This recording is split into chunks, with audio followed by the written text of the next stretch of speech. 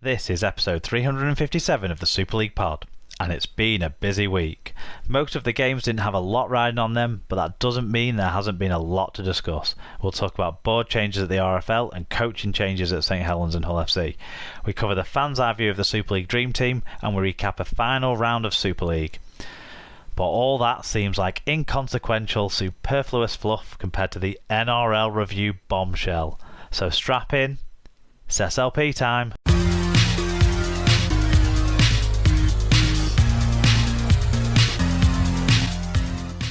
Hello listeners, welcome along to episode 357 of the Super League Pod.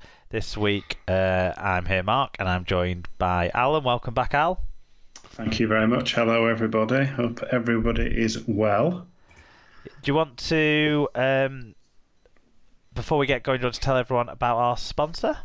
Yes. So you said that sounded like a question. Of course I do. Yeah. So Super League Pod is supported by Rob's Megastore. Rob's Megastore stocks a wide variety of toys, stationery, arts and craft ideas, pet accessories, books, and of course Rugby League birthday cards. Search for Rob's Megastore on eBay and you can find the episode blog post, the link to the episode. Link on the episode blog post on superleaguepod.com. SLP listeners can use the code SLP10, that's SLP10 at checkout to get 10% off any order over £5, or enter SLP discount and give your 10% towards funding SLP's running costs instead. Great stuff. Please support Rob's Megastore. Okay, what we've got on the show then, we're going to start off with some news stories because it is a big news week, so we're going to get into the Dream Team and the big news coming out of the RFL about Ralph and Karen stepping down. I talk about them like they're our friends. We don't know them. We'll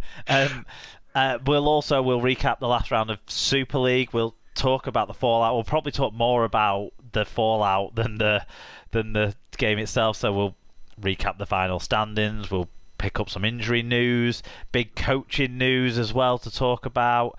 So that's, like I say, probably talk more about those news stories around the games than the actual games themselves from round 27. Before we get to all of that, though, we have got some listener feedback to mention and one heck of a reveal that I am still reeling from. Still absolutely reeling from. So, do you want to start with Mark Hay, who got in touch with us? Yes, so Mark got in touch and said, hello Mark and team, just dropping you a short email to let you know that there are Salford supporters out there listening to you. I listen regularly and have done for some time. There's plenty of others too, so keep the positive Red Devils talk going. In the last month, I've listened from Sydney, Adelaide and Fiji. I'm Salford born but Australian living since I was 3, and that's 50 years ago apparently. I've been back about once a year to watch a game or two for the past 20. Keep up the great work. And that's from Mark Haig, the Aussie Red. Yeah, thanks Mark. It's great to hear from you. I'm sure you'll be watching with keen interest in the playoff game next week, so get your Salford fan review in on that match for us. That'll be great to get the Salford fan perspective, win or lose on that game. What time will that be on in Oz? It'll be like before you go to bed, won't it? Well, they're in the future. 1 o'clock. So 1 p.m. kickoff here. So it'll be a late night job, won't it? Yeah, because obviously Sydney and Adelaide are slightly different time zones, and yeah. He's listening from the future, so he'll already know the result before it happens. So that's a good point. It'll be fine. And at PaulMac_78, Paul, our friend, our favourite publican from the Queensland area, said, although I have enjoyed doing them, this will be the last week for NRL review. I have decided to retire it. It just took too much time. I have to thank David Hunter for playing along with this when Mark said it was him. My greatest enjoyment was knowing nobody knew the truth about who was behind it. I even tweeted against it to throw you off. I thought maybe that would give it away, but like a great villain, I fooled you all. Part of me still doesn't believe that it wasn't David. Well, exactly. See, this could be the truth, or maybe that was the truth, or maybe this is just a lie, and I don't believe anything anymore. It's all fake news. I enjoy that he's retiring doing 8 match reviews a week. Like, because that takes too much time. Well, it's the nicknames, though, isn't it? That's what takes But they've the been set time. in stone for a while.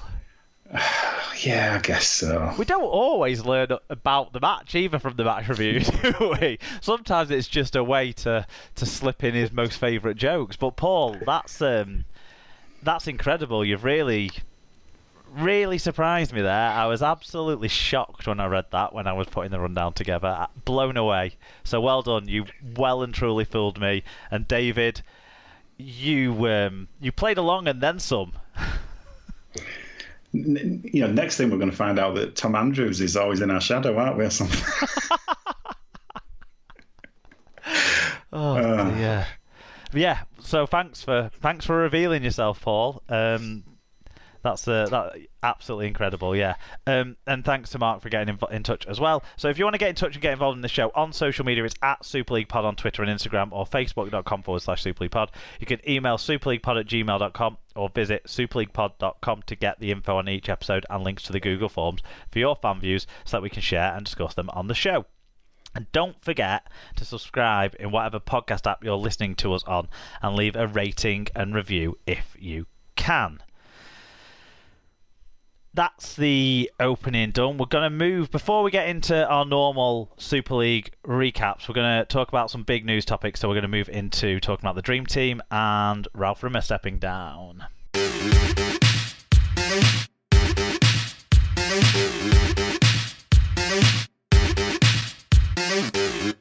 So Alan, when the Super League Dream Team was announced on Sunday morning, we kind of thought that might be it by the time, in terms of big news, by the time the show rolled around. We already had the Christian Wolf confirmation to talk about as well, and bits and pieces, but, well, we didn't expect the Ralph news to drop yet, but I think we'll start with the Dream Team. Makes sense. So veteran hooker James Roby is one of 4 players from the League Leaders Shield winner St Helens named in the Dream Team this year. The 36-year-old is joined by teammates Morgan Knowles for a 4th year in a row. He's been picked. And Jack Wellesby and Alex Walmsley. Wigan winger Bevan French, the league's leading try scorer, is one of 3 Warriors players. Liam Farrell and Jay Field also making the list after 3 Salford Red Devils players, Brodie Croft, Tim Laffey and Ken Seo. Hull KR centre Sean Kenny-Dowell, Leeds Rhinos prop Mikolaj Aledzki and Huddersfield Giants second row Chris McQueen complete the roundup. For Field, Kenny-Dowell, Laffey, Croft, Aledzki and McQueen, they're all making their Dream Team debuts, this says. At the other end of the scale, Roby is selected for a 7th time, but a first time since 2018 as he moves joint second on the all-time Dream Team appearance list. And we asked for people to share their views on this, so shall we share people's views before we discuss it ourselves? Do you want to... We'll rotate, there's a few, we'll rotate. Yeah, so Brendan Loftus says, if almost half the team is made up of players who never quite made it or are now not capable of playing in the NRL, then that's a reality check for England's chances in the World Cup. We don't have that many playing in the NRL that would balance this. Yeah, this... Love Rugby League did a piece today, Tuesday, as we're talking, probably, obviously, yesterday, maybe by the time you're listening, where they picked out 8 likely England players from the NRL. So I suppose that is that half a team, but I don't know how much it balances it out in terms of positions and that sort of thing. But yeah, interesting point. That one thing I would say is there's a lot of non-English players in the team this time around, isn't there? We've seen some Dream Teams in the past where it feels like they've picked as many English or English eligible players as possible, but in this one we've got both centres not English, both wingers not English, the fullback not English, and one of the halfbacks not English. So yeah, that's maybe the bigger issue, isn't it? The fact that no English outside backs or 3/4 could get into the side.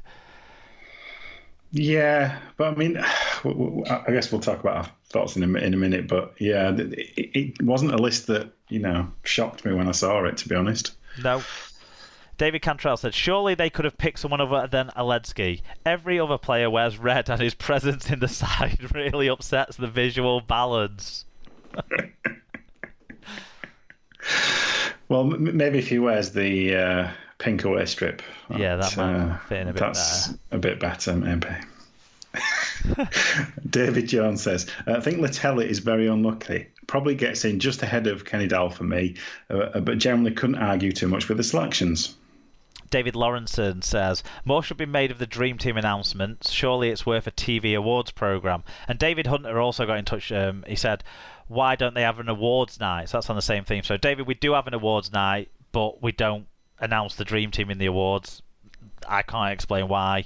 It's been done this way for ages. But I do remember in the past, I don't know if it was like either just done as a piece as part of the Boots and All show that Sky used to show, or if it was done separately on Sky Sports News. But I'm sure I remember one or two times at least it being live on Sky Sports News, the reveal of the team. So I don't know why that's dropped away. But I always see the Dream Team as kind of the start of the build-up for the Super League Awards rather than like a main part of the Super League Awards itself. Maybe they spread it out to keep the interest in it a bit longer and keep the headlines coming, more regularly, because they've announced the shortlist for the Young Player of the Year, for example, today, and then the shortlist for Man of Steel is going to be announced soon, and it keeps it in the conversation, I guess. But do you think we don't make enough of the Dream Team announcement? I think we don't. I think it's always sat about this time in the schedule. I think because I remember like announcements kind of like 96, 97. But I particularly remember the 97 announcement purely because like Bradford were by far the best team that year, and we didn't have anything like as many representations as I thought. But it definitely happened at the end of the regular season. And obviously we're in a different scenario then. We had a Premiership, we didn't have a grand final kind of playoff system. So I just think that no one's thought to move it from where it sat before, i.e. the end of the regular season. So I don't think it's bad for it to move, but I don't think there's necessarily a particularly strong argument for moving it either. I think it's fine where it sits. Yeah, I just think we could make more of it when it's announced. Yes, probably. But the first I saw of it was like a journalist's tweet that wasn't really had any pomp to it or spectacle to it at all. Yeah, I think some kind of trailing on kind of social media, kind of certainly around YouTube, etc., would probably not be a bad idea. Some kind of teasers about who's in it, who's not. That kind of stuff wouldn't be a bad idea. So it's making something a bit more of it, perhaps, I would say.